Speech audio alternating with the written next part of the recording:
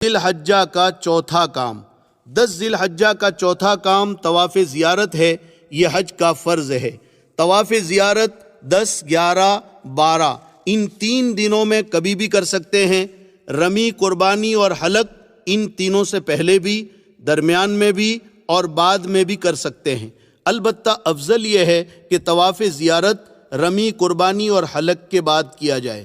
یہ طواف بھی ویسا ہی ہے جیسے عمرے کا طواف آپ نے کیا تھا کہ حجر اسود کے استلام یعنی بوسے سے طواف شروع ہوگا، 7 چکر ہوں گے۔ البتہ یہ طواف چونکہ عام طور پر اپنے کپڑوں میں ہوتا ہے، اس لیے کہ حاجی قربانی کر کے حلق کروا لیتا ہے اور احرام اتار دیتا ہے، تو اس میں استباح نہ ہوگا، مگر یاد رکھیں رمل اس میں بھی ہوگا۔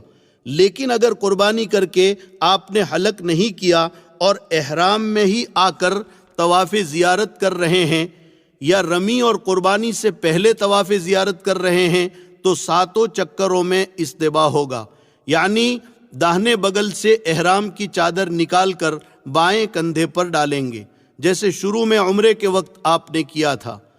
اگر ایک ہی دن میں یہ چاروں کام نہ ہو سکے تو کوئی حرج نہیں، آج شیطان کو کنکری مار لیں، پھر قربانی اور حلق کر لیں، طواف زیارت دوسرے دن کریں۔ اگر اتنا بھی آپ کو مشکل لگ رہا ہے تو صرف بڑے شیطان کو آج کنکریاں مار لیں، دوسرے دن قربانی اور طواف زیارت کر لیں۔ یاد رہیں کہ جب تک حلق نہ کر لیں احرام نہیں اترے گا۔ طواف زیارت کے بعد سعی۔ طواف زیارت کے بعد ہر حاجی کو سعی کرنی ہوتی ہے۔ یہ سعی طواف زیارت کے بعد ذی الحجہ کے مہینے میں اخیر تک کبھی بھی کر سکتے ہیں۔ اس سعی کے لیے احرام اور نفلی طواف بھی شرط نہیں، بس صرف صفا مروہ کے 7 پھیرے اس طرح سے کرنے ہیں جس طرح آپ نے عمرے کے طواف کے بعد سعی میں کیے تھے۔ لہٰذا حج کے 5 دنوں میں اگر تھکان زیادہ ہو جائے تو صرف طواف زیارت کر لیں اور اس کی سعی 2-3 دن کے بعد کریں، اس میں کوئی نقصان بھی نہیں اور کوئی دم وغیرہ بھی نہیں۔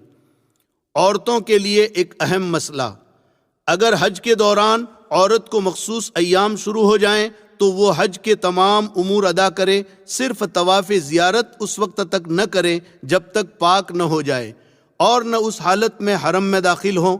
اس تاخیر سے اس پر دم واجب نہ ہوگا اور نہ گناہ ہوگا، البتہ پاک ہو جانے کے بعد پھر طواف زیارت میں تاخیر نہ کرنا چاہیے۔ اور اگر حج میں مخصوص ایام اخیر میں شروع ہوئے اور طواف زیارت نہ کر سکی اور حج کے فوراً بعد اس کی روانگی کا وقت بھی آ گیا اور ابھی اس کے ذمے طواف زیارت باقی ہے تو یہ عورت کیا کرے گی؟ تو اس میں آپ اچھی طرح مسئلہ سمجھ لیں کہ حج کے بعد عورت کا قافلہ روانہ ہو رہا ہے اور اس کے لیے رکنے کی کوئی شکل نہیں ہے، تو اس عورت کے لیے مسئلہ یہ ہے کہ اسی ناپاکی کی حالت میں کپڑا اچھی طرح لپیٹ کر استغفار کرتے ہوئے طواف زیارت کر لیں اور اس کے بعد حرم میں بڑے جانور کی قربانی کرا دیں۔